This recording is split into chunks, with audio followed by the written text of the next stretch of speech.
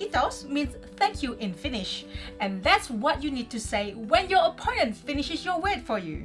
Do you want to learn how to play Kitos?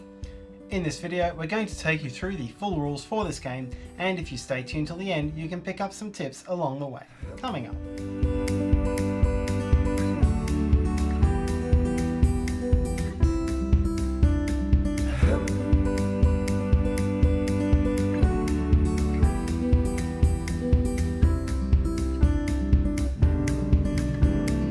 Hi, it's Tarrant. And Stella from Ipul University. Now let's get to the rules for Kitos, game by Matthew Threadgold, published by Ludogix. Kitos is a word game for 2 to 4 players, in which players will use a handful of letter cards to attempt to spell words or force opponents to spell them for them. Players gain points for having their words spelled and lose them for failing to spell words, and the player with the highest score wins. To set up, place the challenge cards and the 3 rule cards on the table, green side up. Shuffle the blue letter cards into a stack. In your first basic game, you'll leave the 4 seasoning cards in the box. These are for a variant. Then, each player cuts the deck and latest in the alphabet goes first. Deal 8 letter cards to each player and you're ready to play. To start a round of Kitos, the first player chooses a card from hand to play onto the table and chooses a target word starting with that letter. A target word may be any English word which meets the minimum word length requirement shown on this card, except for a proper noun, hyphenated word, contraction, abbreviation, or acronym. So let's suppose here that the player chooses the target word direct. Play then passes to the next player clockwise. If the player has the next letter of the target word in hand, then the player must take that card and play it into the word. Play then continues clockwise. If the player does not have the next letter of the word in hand, then the player may play any other card onto the table and change the target word. The new target word must begin with any letters that are already on the table and meet all other basic rules for target words. So here the player could change the target word to dimple and announces this to the rest of the table.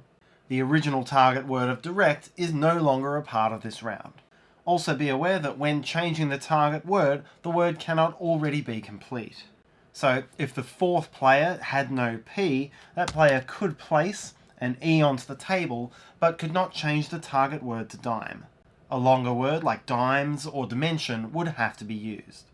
Play continues in this manner until one of 2 things occurs. The first is that the target word is completed. When this happens, the player who set that target word, not necessarily the one who finished it, says Kitos, the Finnish word for thank you, thanking all opponents for helping to finish that word. That player then gathers up all of the letter cards from that word and places them into a face-up pile. This is called the positive pile and will be worth positive points. The other possibility is that it comes to a player's turn and that player does not have the right letters to continue the target word, nor can the player come up with a new legal target word. Here, for example, the second player has no O, and there is certainly no other word in the English language which starts with halsey. When this occurs, the active player gathers up all of the cards from the center of the table and then places them into a face-down pile. This will be worth negative points at the end of the round. After either of these outcomes, all players draw back up to 8 cards, and play then continues with the player who collected the cards, whether they were positive or negative, setting the new target word.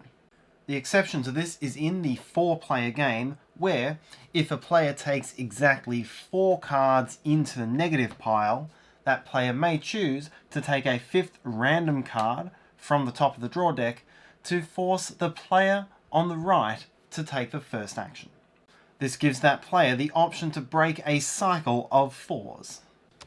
At any point, a player may challenge the legitimacy of a target word set by an opponent by taking a challenge card. Players then check their dictionary to confirm whether or not the word is valid.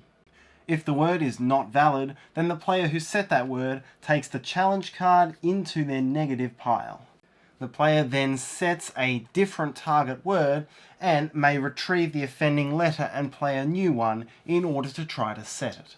On the other hand, if the target word was valid, then the player who issued the challenge takes the challenge card into their negative pile. Be aware that there is no cue card in the deck. This does not stop you from saying a target word containing the letter Q, but it will certainly stop you from completing it. A round of key toss ends immediately if, after resolving a target word, there are not enough cards left in the draw deck to refill everybody's hand to 8 cards. Once this happens, count up your score for the round. Players score 1 point for each card in their face-up positive piles and lose 1 point for each card in their face-down negative piles, including any challenges. Cards left in hand don't score at all. It's not uncommon to finish with a negative score. Note down your scores and then set up again the same way you did at the start of the game to play the next round. Whichever player has the lowest score chooses who goes first. After 3 rounds, the player with the highest aggregate score wins. If tied, either play a tiebreaker round or victory is shared. The full game of key toss utilises the reverse sides of these basic rule cards, as these give some alternatives to play. This card allows you to change the minimum word length from 4 letters to 5 letters. This card lets you change the value of your positive pile from 1 point per card to 2 points per card. And this card changes the game from key toss to super key toss. In super key toss, players are no longer limited to spelling a word from left to right. Now, letters may be added to either end of a word. When setting the initial target word for the round, a player may choose any target word containing the letter played. For example, playing this F and playing draft. If the next player had either an A or a T in hand, then the player would be compelled to play one of them. Only when a player can add neither to the front nor end of the target word does the player change the target word, this time by playing either on the front or back, and then choosing any word containing that collection of letters, such as snaffle. A repeating letter sequence opens even more possibilities. In this case, for the target word banana, B or N could be placed at the front, or A at the end. In the full game, whenever a player's word is completed, after saying key toss and taking the positive points, the player then chooses one of the 3 rule cards and flips it over to its other side. The player then takes the lock token and places it onto that rule card. The next player to score a key toss must then flip one of the other rule cards, moving the lock token over there so that the same card is not flipped twice in a row. The side that these 2 cards are showing on will tell you which rules are in effect at this time, and the side that this card lies on at the end of the round will determine whether it is a high or low scoring round. The game also comes with 4 seasoning cards which provide a variant to the game. It's recommended you choose no more than 1 or 2 of them to mix with the base game. When playing with seconds, a player who is not setting or changing the target word still must play 1 card but may optionally choose to play 2. Timed correctly, this can be a good way to finish your own words or trap opponents into the harder letters. Completos changes the base rules of the game and allows a player to both change a target word and complete it on the same turn. This makes it easier for players to complete words and forces players to think more carefully about their word openings. When playing with flip, the first letter, when a new target word is started, is flipped randomly from the deck, rather than coming from the starting player's hand. The starting player sees this letter and then chooses the target word based on what was flipped.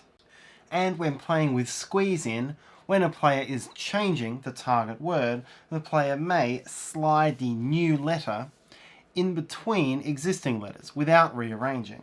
Here, for example, changing the target word from money to monkey. All of these provide a wide range of variability into the tactics of how to play a game, which is ultimately about recognizing letter combinations in different words. And that's how to play key toss. We hope that you enjoyed the video and we hope that you enjoyed playing. At the time of filming, Key Toss is about to be launched on Kickstarter, so we'll put the link in the description below when it's active so you can check it out. If you enjoyed this video, please help us by hitting the like button. Subscribe to us. You can also hit the meeple in the corner to do so and hit the bell icon so you'll be one of the first to know when we have new videos. You can also follow me on Instagram for board games photos and reviews. And finally, if you have any questions, comments or feedback, please write them in the comment section below. Until next time!